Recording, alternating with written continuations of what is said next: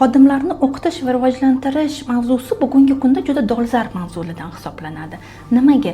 Chunki har kuni yangidan yangi lavozimlar, yangidan yangi sohalar chiqyapti va albatta xodimlarni o'qitish, rivojlantirish, u sohaga moslashtirish har bitta ish beruvchiga kattadan katta vazifa bo'lib qolyapti. Lekin hammani o'qitishimiz shartmi? Hammani nimaga o'qitishimiz kerak? Ularni rivojlantirish uchun qancha pul ishlatishimiz mumkin? Ularga investitsiya kiritib, u investitsiyalarimizni qachon qaytarib olamiz? Bu mavzu juda dolzarb.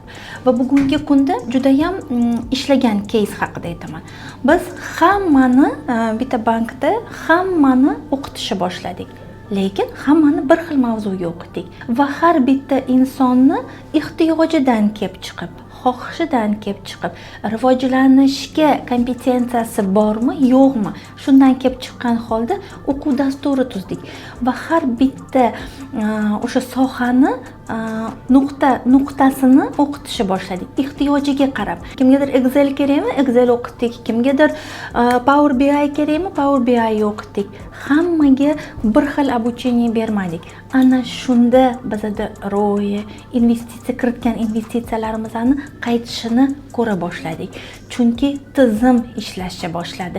Ehtiyojidan kelib chiqdik. Insonlarning rivojlanish kompetensiyasi bormi, yo'qmi, xohishi bormi, yo'qmi? Hamma ham rivojlanib o'sgisi kelmaydi, bir xilla rivojlangisi keladi, lekin uni yo'lini bilmaydi. Albatta, bu joyda tizimlashtirish bilan yondashish juda katta muvaffaqiyatga olib keldi bu loyihamizni. Bu loyiha haqida biz hali maqola ham yozganmiz, statya yozganmiz. U narsa bilan ham albatta Instagramda bo'lishaman.